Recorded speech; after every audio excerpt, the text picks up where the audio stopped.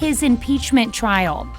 The Chinese Lunar Year begins today, and how New Orleans is keeping revelers safe this Mardi Gras season.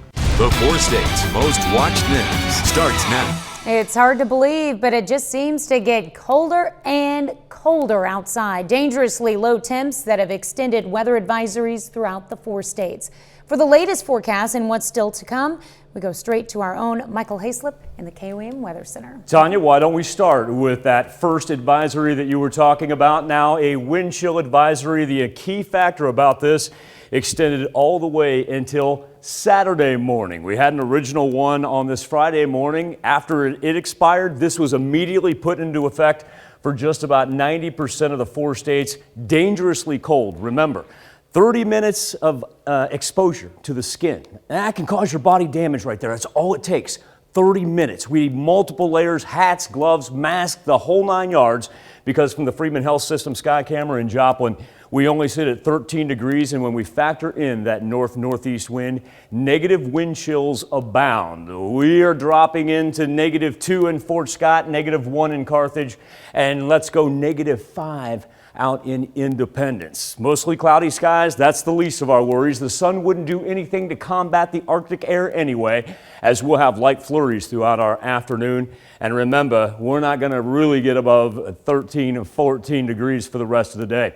Now, as we push through Friday, that's the light snow. But then Saturday, we see a clip here in the northwest section of some legitimate snow. And I also want to pay attention down in the southeastern portion of our highlighted counties, because we've got the reemergence of freezing rain. And while that looks like it moves through northwest Arkansas, we're going to get a little fallout right there down to the south and southwest Missouri and also northeast Oklahoma. Then we've got the big system everybody's been talking about. Saturday, the low pressure makes landfall. Sunday, it digs into the southern plains and then works its way back to the northeast. So a combo of the wind chill and the Sunday-Monday snowstorm. Here's your opportunity. You may have your phone with you. If not, I'm going to bring this back in a little bit. All you got to do, pop out the camera on your phone right now, walk up to your TV. That's all you got to do. You don't even have to leave your couch.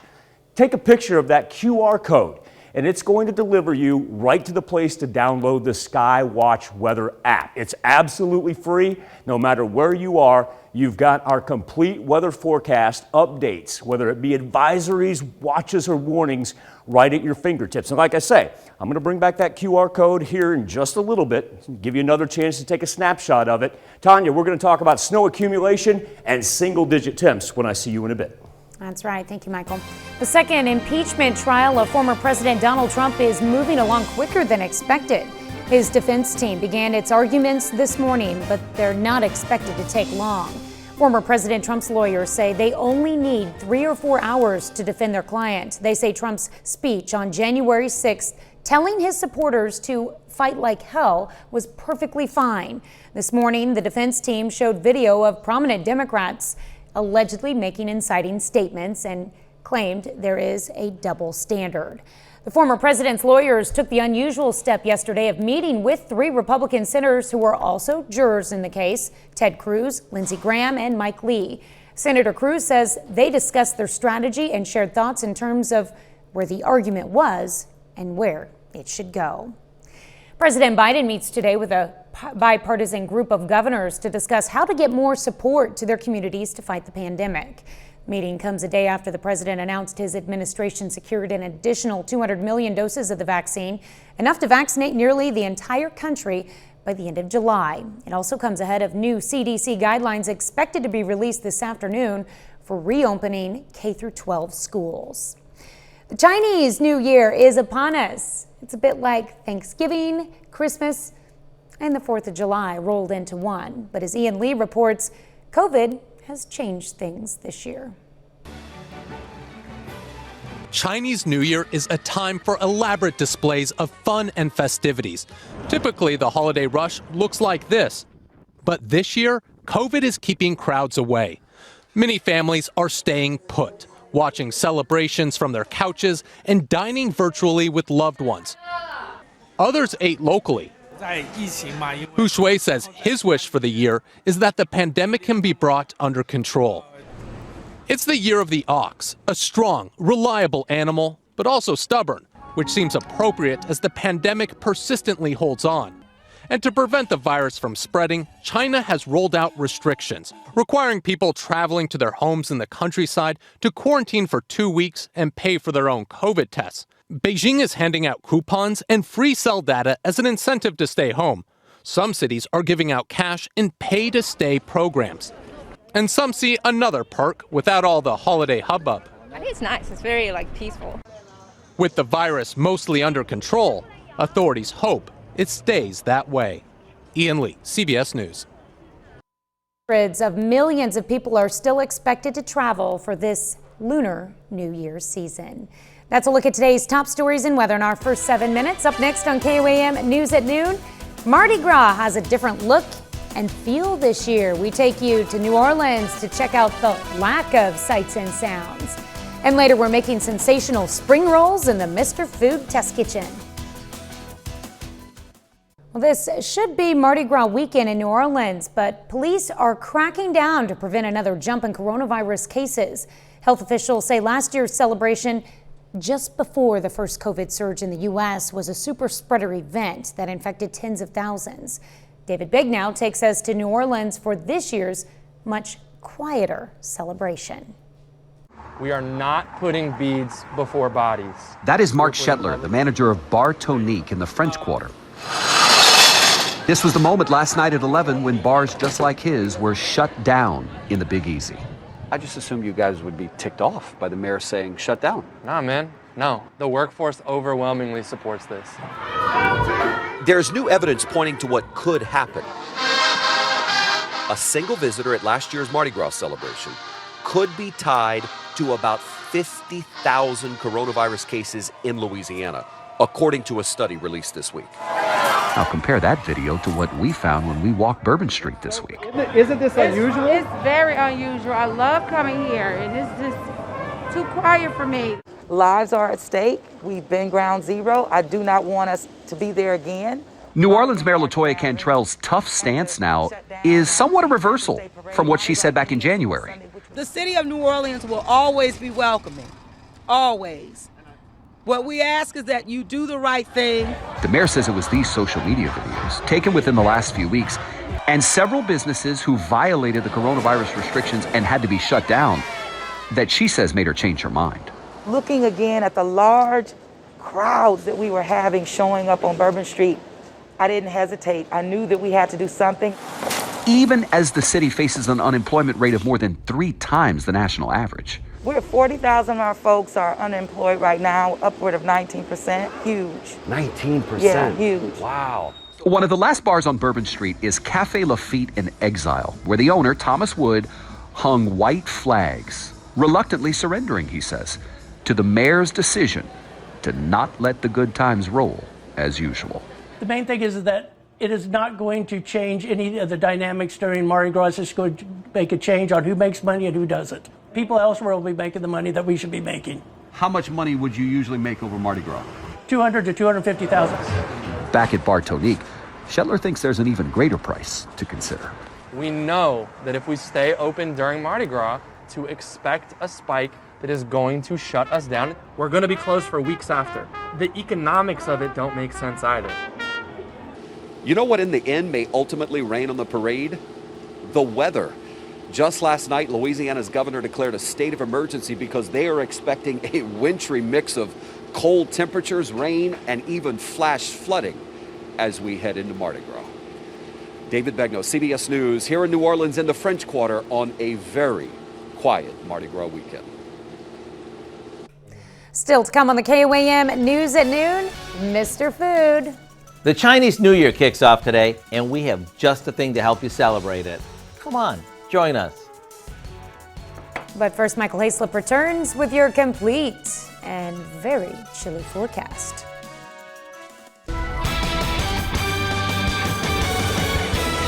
We all remember safety first, and we're all going to get through not only an extremely cold Friday, but we're going to graduate into the weekend. We're going to spend a lot of time talking about the impending snowstorm here from Sunday into Monday. But first order of operation is going to be our wind chill advisory that's been extended all the way into Saturday. Our temperatures right now range from about 11 to 18, but with the north wind coming in, that means that we got wind chills that are cruising into the negative numbers here at the noon hour. Neodesha and Independence, -4, -5, running -1s right there in Webb City and Carthage. Want to go ahead and reiterate that exposed skin for as little as 30 minutes, just half an hour outside, this weather can damage any exposed skin. So that's why coat's not enough when we get the wind chill advisories. We're talking gloves, hats, masks, scarves, the whole nine right there. And we've got warnings and watches that now extend south of the Red River all the way to the Canadian border. Now this involves temperature. This is impending on what's coming Sunday and Monday. And so when we take a look at the 4-state radar, all that snow stays up to our north. Ours has been very light, some flurries every now and then, but really not a whole lot of accumulation until we get to the one that's going to start us on Sunday. So what let's do, let's back out right here. This is not the band that everybody was concerned about for Sunday and Monday. It's actually this little thing right here. You know, well, that's not certainly impressive enough. But when we put on the barometer, and remember, the more red it is, the lower the pressure. We see that thing right there. And look at what is gathering off the Pacific Northwest. It hasn't made landfall as of yet, hasn't had a chance to gather that energy, but that's exactly what it's in the process of doing. So let's first conquer Friday and Saturday, and then we'll talk about the weekend. Highs today only in the teens overnight. Of course, the wind chill advisory is there all the way into Saturday morning. For Saturday, get clipped by just a little snow up to the northwest, but really want to pay attention down to the southeast where we see the development of some freezing rain. And while the radar puts it there in northwest Arkansas very easily, could see some fallout of that through northeast Oklahoma and our southern counties of southwest Missouri. Now, as we push into Saturday, we actually do get a legitimate break. Don't get a break from the cold, get a break from anything falling from the sky, so that's not too bad. Now let's talk about Sunday into Monday. Winter storm watch for these counties in the darker blue. Even if you're living over here, don't think that you're out of the fray, because this thing's going to spread and it's going to be rather impressive when it does. Remember that low pressure system we talked about developing in the Pacific Northwest? Here she goes. And once she crosses the Rockies, she's going to dig into the southern plains right through Texas and Oklahoma. See those darker spots right there? Almost wants to stall out there for a bit before making a northeasterly push, and that's what's going to bring it right through the 4 states. We're going to see a whole lot more snow than we're going to get down here, but everybody's wondering, how much snow are we going to get? Let's talk about a couple of things called forecasting models. Now, earlier this week, it was anywhere from 1 to 3 inches to 12 to 18 inches. As the storm gets closer, the pressure gets lower, we'll get a better idea of what's going on. It's not national secrets or anything. I want to show you these models and see how they're starting to align. This is what's called the Global European model. By the time we get into Monday, we got pretty much the entire 4 states in that 6 to 12 area. All right, let's run another model. This is called the GFS, the Global Forecast System. By the time we get into Monday, okay, we got some 3 to 6, but we also have in the central and the south, we got the 6 to 12. I got another one for you. North American Mesoscale, known as the NOM. Well, this one, little bit better. 1 to 3 in the north and the central, but then we rock the 3 to 6, and the southern portion of the 4 states, 6 to 12. Monday, look at the expansion of the 6 to 12 throughout the entire 4 states. Let's run one more, the GRAPH, Global High Resolution Atmospheric System. Now this one doesn't push all the way to the end of Monday. It actually only takes us into Monday morning. Back off a little bit time-wise. 6 to 12. Got your phone with you right now? Just pop open your camera real fast for me. You don't have to get off your couch or your chair or off the table. Take a picture of that QR code, because what that's going to do is deliver you to the Skywatch weather app. And we're going to keep this constantly updated with not only our cold temperatures, but also the impending snow system. It's downloadable, it's free. And that way, no matter where you are this weekend, out for Valentine's Day, you've got it right there at your fingertips, and you better bundle up, because we've got single digits on Sunday and Monday. Tanya? That's right. It's a great tool to have. All right. Thanks, Michael. We take this time to honor today's 4-state hero, Captain Robert Crusoe in the U.S. Army. The soldier from Carthage, Missouri, joined the 3119th Signal Battalion in 1943. He fought in New Caledonia and was stationed in the South Pacific until 1946. To Captain Robert Crusoe, we thank you, our 4-state hero. Today, we're celebrating the Year of the Ox with a Chinese takeout recipe that you can create at home. Howard shows us how to make Chinese spring rolls in the Mr. Food Test Kitchen. Did you know that today is the start of the Chinese New Year and that it's a tradition to eat spring rolls during it as a way to welcome in the spring? In some parts of the world, spring rolls are made with rice paper, but here in the U.S., the wrappers are more commonly made with flour. They're similar to egg rolls because they're filled with veggies, meat, chicken, or seafood. But spring rolls are typically smaller and are available fried or non-fried, while egg rolls are always fried. Just remember, all egg rolls can be spring rolls, but not all spring rolls are egg rolls.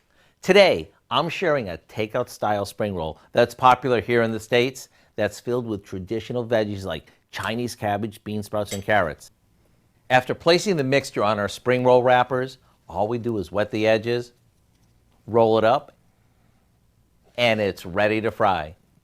So if you're looking for a fun way to celebrate, you gotta try our crispy homemade version of these. And don't forget the dipping sauce. To get the recipe for our sensational spring rolls, simply visit our website. I'm Howard in the Mr. Food Test Kitchen, where today we found a welcoming spring-like way for you to say, ooh, it's so good. You can find this recipe along with a lot more good food from the Mr. Food Test Kitchen online. Just go to our website at KOAMnewsnow.com. Here's a look at our 4 state market prices.